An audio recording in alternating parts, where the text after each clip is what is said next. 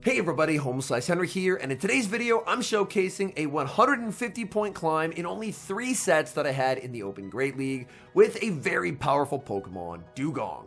Now, Dewgong cuts through a lot of the RPS hard counter nature of the Great League by simply beating almost every Pokemon that's good. But there are some very specific matchups like the Azumarill matchup and the Mirror where knowing when to Icy Wind and when to Drill Run makes the difference between winning the matchup and losing it. So today, as I showcase this powerful Dewgong Superior Core, I'm going to try and cover a lot of those specific matchups. So without further ado, let's hop into the matches and take a look at the team. And we pick up a good lead in the first match, Dewgong into Azumarill. Dewgong can guaranteed win the Azumarill Zero Shield if you go for a double Icy Wind followed by a double Drill Run. So that's exactly what I'm going to do.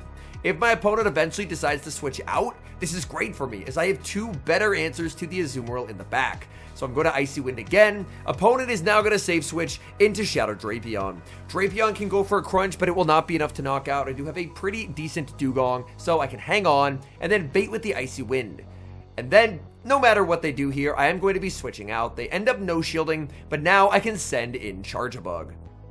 Charjabug honestly could be replaced by many Pokemon. I think just having an anti-flyer in this spot is very good, as basically the goal is Dewgong can win most leads, and if it does, then you have Superior and an anti-flyer. So you're basically good into most things you can encounter. Honestly, I didn't think Charjabug performed as well as I would have hoped to on this team. I went 17-8 with it, but it really felt like it was the Dewgong Superior show.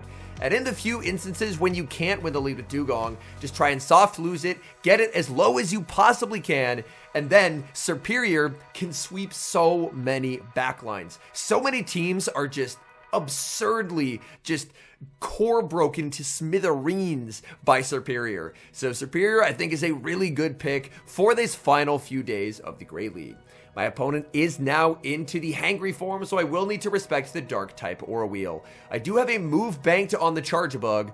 I think switching instantly is too predictable, so I'm going to throw 1 and then snipe with the X-Scissor. This is going to knock out my opponent. They lose their boosted Morpeko. Back in comes Azumarill, but I'm in a very good position as Superior is going to be able to Vine Whip down and take the win.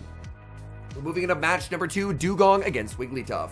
This is a matchup where if you've ever played Wigglytuff, you know this matchup is awful for Wigglytuff. Dewgong is very, very comfortable in this matchup. So I'm guaranteed to win switch or shield advantage out of this.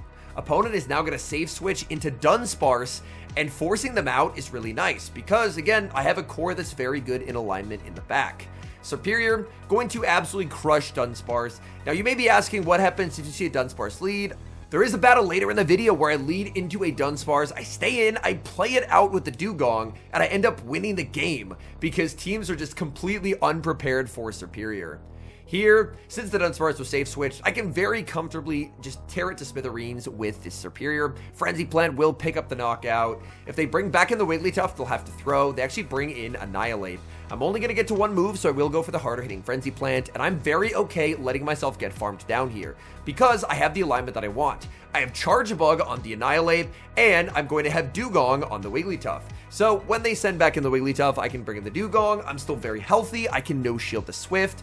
I'm going to make it to another Icy Wind, and this should basically remove all of their remaining HP unless they decide to shield. They will go for a shield and a big charm down, but it just does not matter. They can apply an Icy Wind debuff, but I know as long as I have shields up, my Charjabug has no way to lose this game. So Charjabug gets a nice Volt Switch farm down. Annihilate has to ramp up its counter damage with Rage Fist, but this is just not a match that my opponent's going to emerge victorious from. I am going to commit the shield as they go for the first Rage Fist. I did no-shield the Icy Wind intentionally so I could save shields for the moves from Annihilate, as Annihilate just has a far higher attack stat. This charge will land. They're going to make 1 final charge attack, but since the Volt Switch went through, I can shield up, they go for the close combat, and we're able to take the win. We move to the next match, leading Dewgong into an opposing Dewgong. So my opponent appears to have identified what I have as well, which is that Dewgong is just incredibly neutral into so many things that you can encounter right now. My opponent is actually going to let me throw first. I always go Icy Wind first for a very important reason. If you Icy Wind once, it takes their Ice Shard damage in the mirror from 3 damage per Ice Shard to 2, which is a pretty significant reduction. Here, it does look like my opponent does actually have the higher attack Dewgong, so they are able to win the CMP tie. So now we'll see how this plays out. My opponent is going straight Drill Run. I went Icy Wind first, and then I'm following it up by Drill Runs after the fact. My opponent does win the CMP tie. I know that neither one of us is getting knocked out here. I really want to prioritize switch advantage with this team, so I am more than happy to give up a shield if it means getting switch advantage.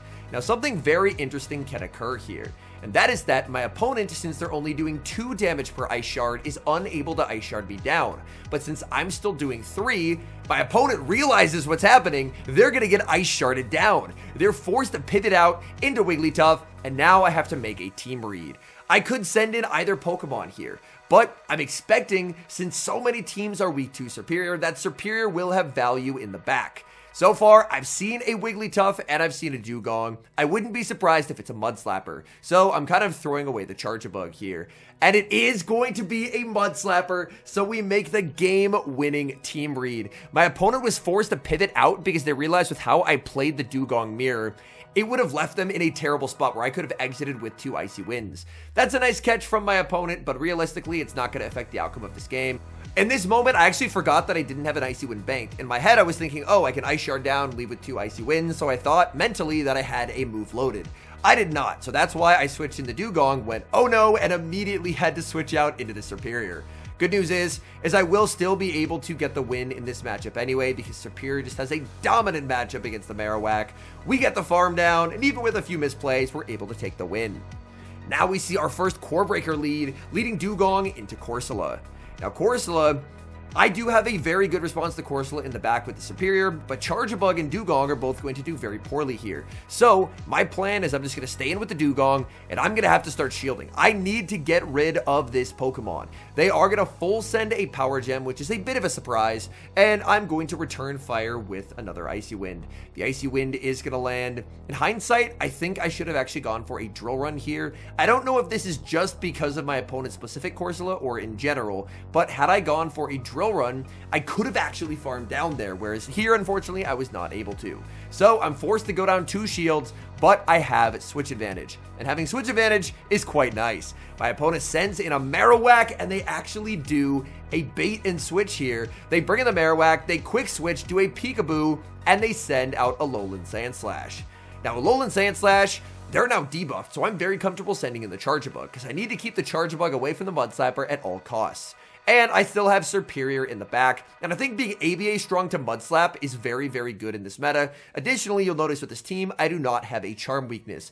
I want everything on the team to have good play into some of these more fast move oriented teams, because we're going to be seeing a lot of them. Opponent sends in the Marowak, I went for the X-Scissor, and now I just get to bring in Serperior, and having switch advantage, even though I had to go down 2 shields to do so, just puts me in such a good position, as I left with a lot of energy, and now in alignment, a Serperior plus anti-flyer core can just run away with the game.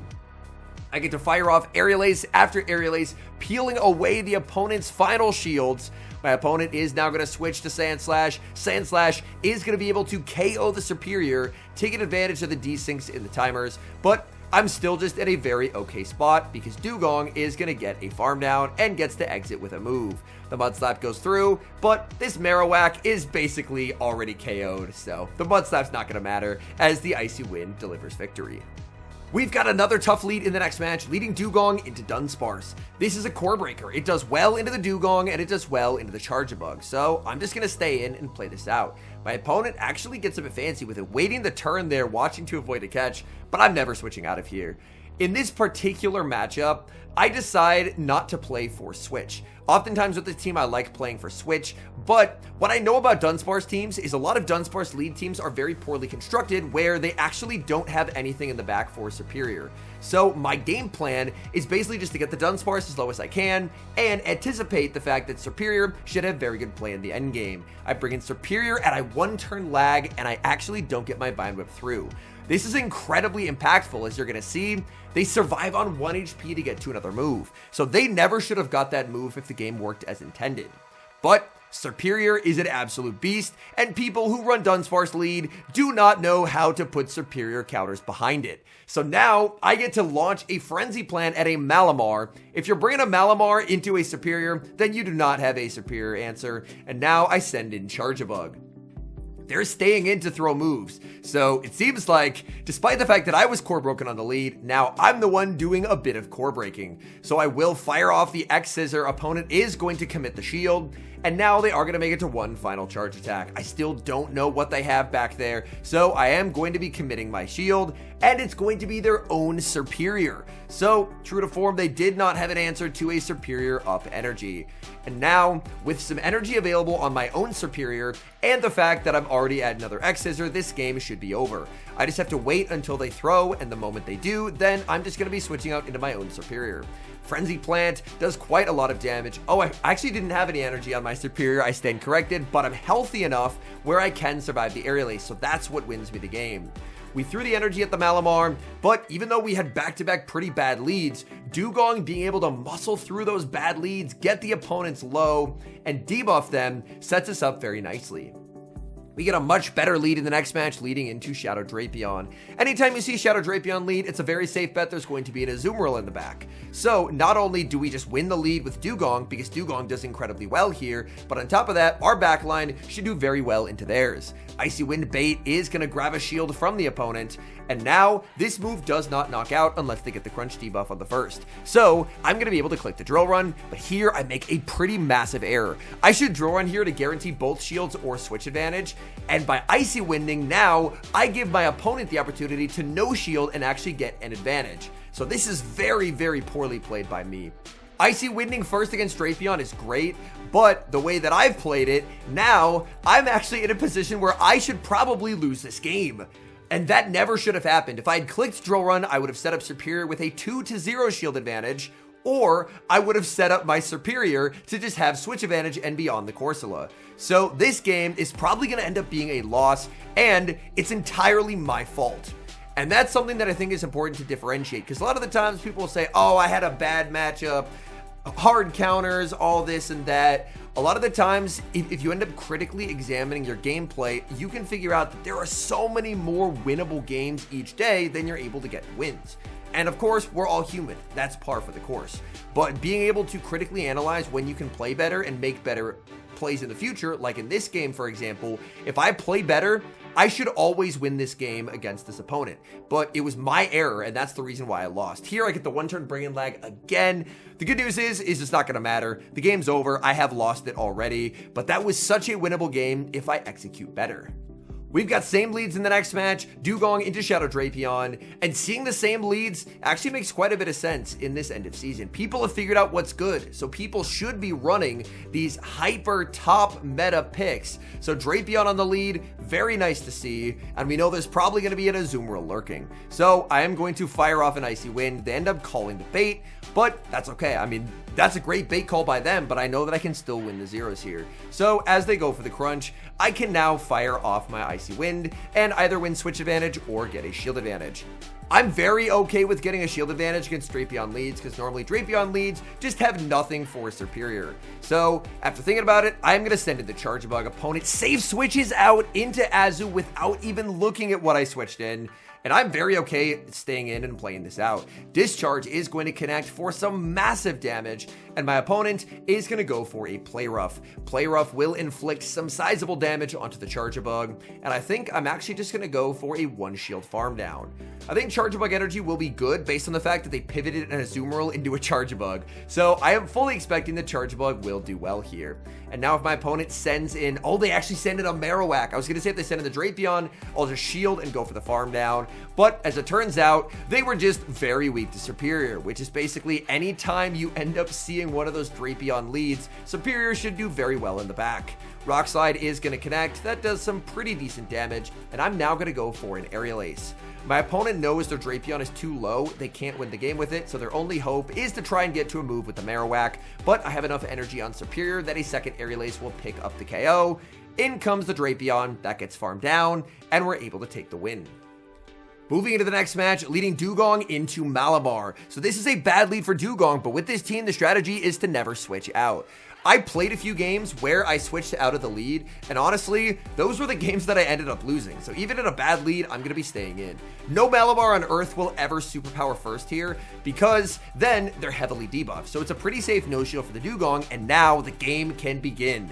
They're pretty low, they're debuffed. If you shield and get a superpower call right, then Dewgong is suddenly completely in the driver's seat. They are going to go for a foul play bait, which is a pretty nice call on their part, but watch Dewgong put in work and win lead against Malamar. Malamar can fire off another move, but I'm always going to be selling out for switch advantage. Superpower would be picking up the knockout, but I used my final shield, and now in comes Toxapex. I want to guarantee that I can get 2 moves here, so we'll go for the Icy Wind first, and then I'm going to look to connect with the Drill Run. But I'm expecting this is going to be Toxapex Diggersby in the back, and I can just win this purely off of alignment. So Drill Run is going to connect. Opponent switches out into a Quillfish, and it's not what I was expecting, and this is very bad. I send in Superior. I get the 1-turn bring in lag again. Man, please fix the 1-turn bring in lag. It's so frustrating. And here I am actually going to lose this game. Not because of the 1-turn bring in lag, but because I threw an Icy Wind into a Drill Run against that Toxapex. Watching it back, I think I could have barely made double Drill Run. And if my opponent's Toxapex was lower, having absorbed 2 Drill Runs, then I would be in a winning position. But unfortunately, it is too healthy, so I'm not in a winning position whatsoever. They bring in the Toxapex, and a Discharge would not KO from that health range, so my opponent will be able to take the win. Hopping to the final match, Dewgong against Shadow Marowak. These are a lot of these fast move pressure teams that I am very happy to see. I bank a ton of energy on the Dewgong and send in Charjabug. Even if my opponent makes a play for switch, I'm okay with that, because realistically, what is their Marowak going to do against the Dewgong and a Superior? So I just throw away the Charjabug, and I am very, very happy conceding switch advantage. And here my opponent commits to a farm down, letting me get a second X-Scissor.